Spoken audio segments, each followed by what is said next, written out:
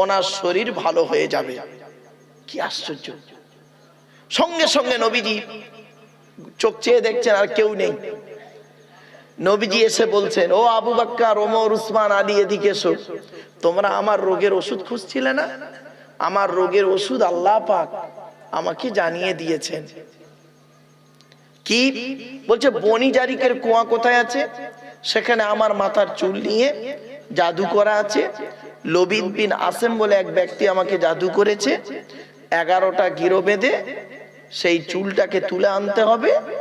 এনে 11টা গিরো, কুল আউযু বিরাব্বিল ফালাক, কুল আউযু বিরাব্বিন নাস, এই দুটো সূরা, মোট 11টা আয়াত আছে। একটা করে আয়াত পড়তে হবে, একটা করে চুলের গেরো খুলতে হবে, আমার শরীর ভালো হয়ে যাবে। কে করবে? হযরতে আলী রাদিয়াল্লাহু তাআলা আনহু গেলেন, ওই চুলটা তুলে আনলেন। এবার কুল আউযু বিরাব্বিল ফালাক একটা গেরো খুললেন, কুল আউযু বিরাব্বিল ফালাক মিন শাররি মা খালাক ওয়া মিন শাররি গাসিকিন ইযা ওয়াকাব ওয়া মিন শাররি নাফাসাতি ফিল উকাদ ওয়া মিন শাররি হাসিদিন ইযা হাসাদ। 5টা গেরো খোলা হয়ে গেল। কুল আউযু বিরাব্বিন নাস মালিকিন নাস ইলাহিন নাস মিন শাররিল ওয়াসওয়াসিল খান্নাস আল্লাযী ইউওয়াসওয়িসু ফি সুদুরিন নাস মিনাল জিন্নাতি ওয়ান নাস। 6টা গেরো। তাহলে 6 আর 5 11টা গেরো খোলা কমপ্লিট। নবী সুস্থ হয়ে গেলেন। সুবহানাল্লাহ। আচ্ছা, এই ঘটনাটা কেন বললাম আপনাদেরকে? কেন বললাম আপনাদেরকে? এই মা বোনেরা, কেন বললাম আপনাদেরকে এই ঘটনাটা? শুনে নিন। আমার নবী বলছেন, মুহাম্মদ সাল্লাল্লাহু আলাইহি ওয়াসাল্লাম বলছেন, কোন ব্যক্তি যদি এই কুল আউযু বিরাব্বিল ফালাক আর কুল আউযু বিরাব্বিন নাস এই দুটো সূরা 7 বার করে পড়ে, কবার? এই মা বোনেরা ভালো করে শুনেন। আর মা, 7 বার করে যদি পড়ে, কুল আউযু বিরাব্বিল ফালাক পড়বে 7 বার, কুল আউযু বিরাব্বিন নাস পড়বে 7 বার। পড়ে নিজের গায়ে, স্বামীর গায়ে, ছেলে মেয়ের গায়ে যদি ফুঁক দেয়, ওই বাড়িতে জিন, ভূত, পরী, জাদু, বান, টোনা কিছুই লাগবে না। জোরে বলেন। আজ থেকে আপনারা এই আমলটা করবেন। আমার মা বোনদের বলছি, মায়েরা বোনেরা, বাড়িতে গিয়ে এই আমলগুলো করবেন। রাতের বেলা কোনোদিন কোনো কুকুরকে মারবেন না। মা বোনদের বলছি, রাতের বেলা কোনো কুকুরকে মারবেন না।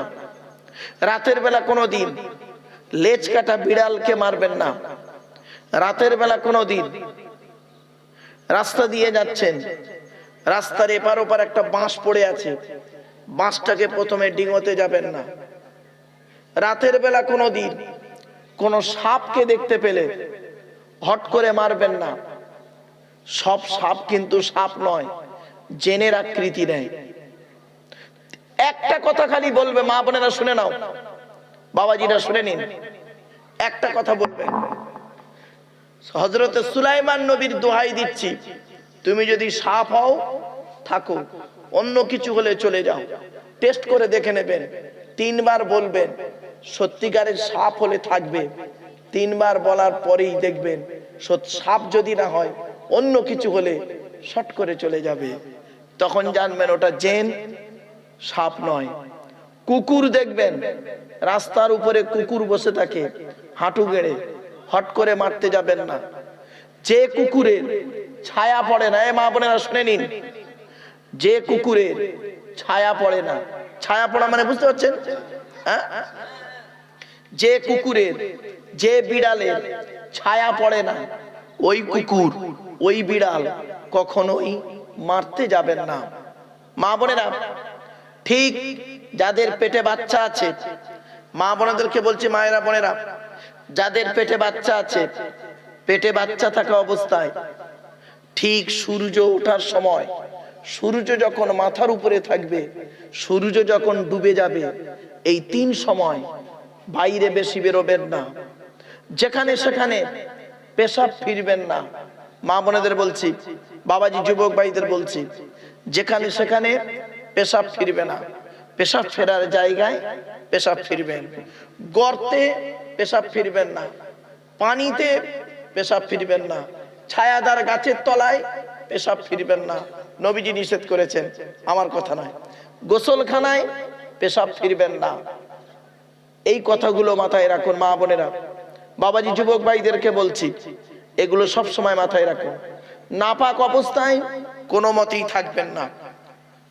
মা বোনেদের বলছি, মায়েরা বোনেরা, শরীর যখন নাপাক থাকবে, নাপাক থেকে যখন পাক হবেন, গোসল করে পাক হয়ে নামাজ পড়ুন, রোজা রাখুন, সবকিছু করুন। চেষ্টা করবেন নাপাক অবস্থায় না থাকা, চেষ্টা করবেন।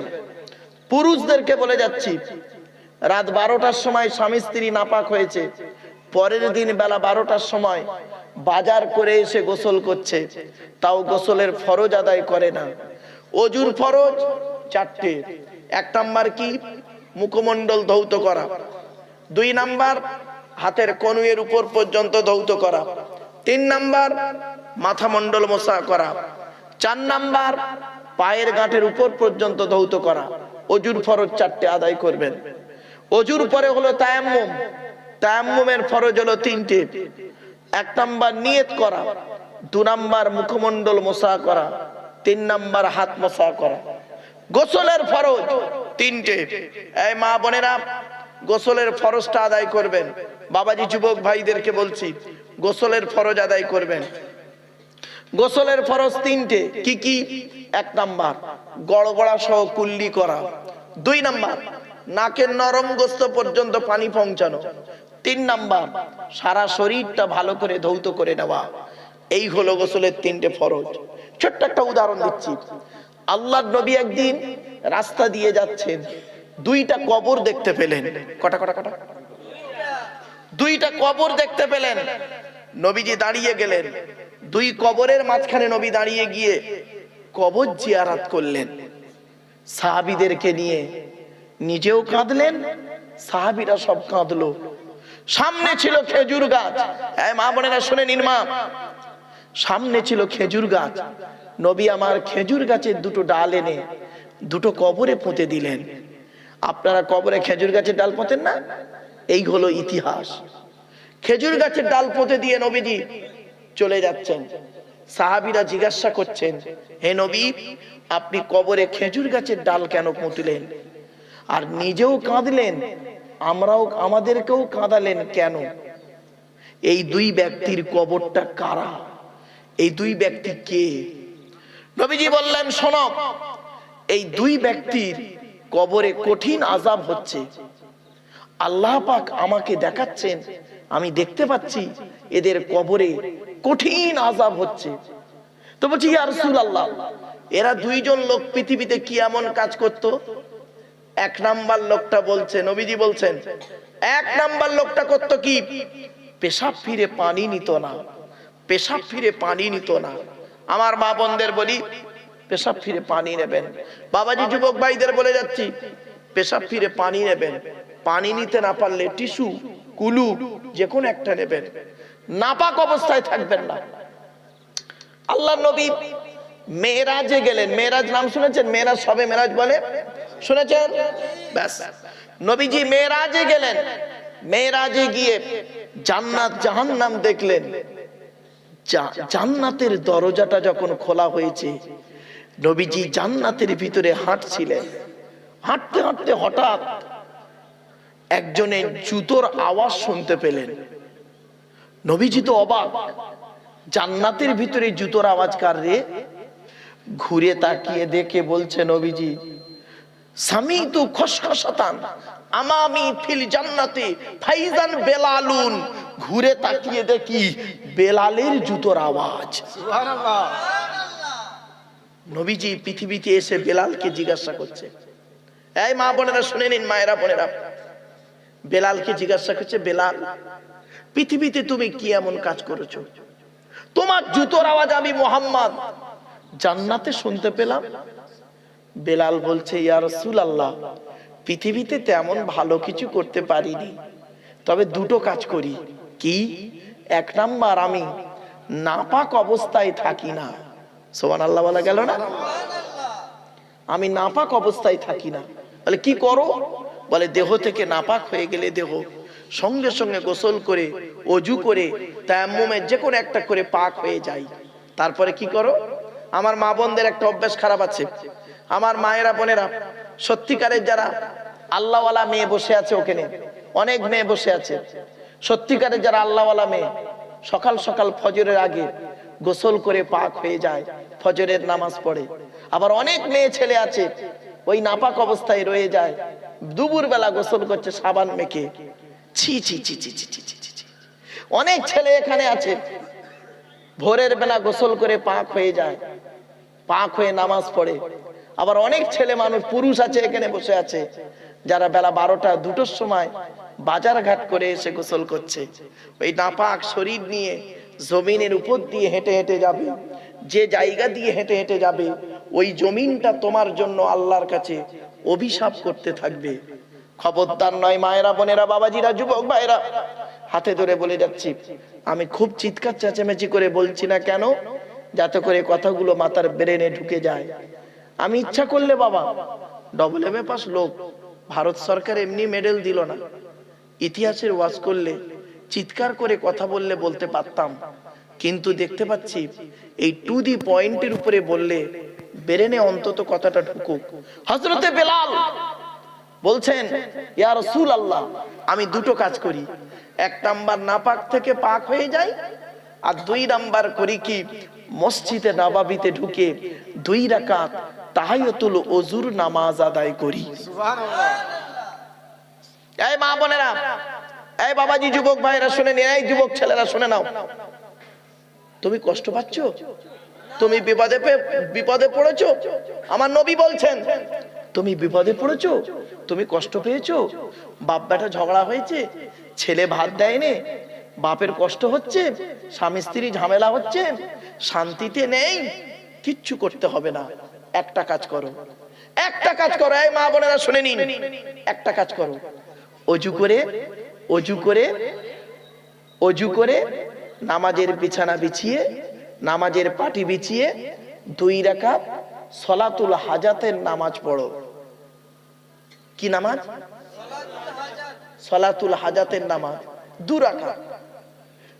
সলাতুল হাজাতের নামাজ পড়ে সেজদায় গিয়ে আল্লাহর কাছে তুমি কাঁদো, চোখের পানি ফেলো, আল্লাহ বড় বিপদে পড়েছি, তুমি আমাকে উদ্ধার করো, পৃথিবীর কেউ উদ্ধার করার ক্ষমতা কারণ নেই, একমাত্র তুমি আছো। আমার রাসূল বলেছেন, বান্দা যখন নামাজে সাজদায় গিয়ে যখন আল্লাহর কাছে চোখের পানি ফেলে দেয়, আল্লাহ পাক তার জীবনের সমস্ত সমস্যার সমাধান দিয়ে দেয়। সুবহানাল্লাহ। কেন পারবেন না আপনি?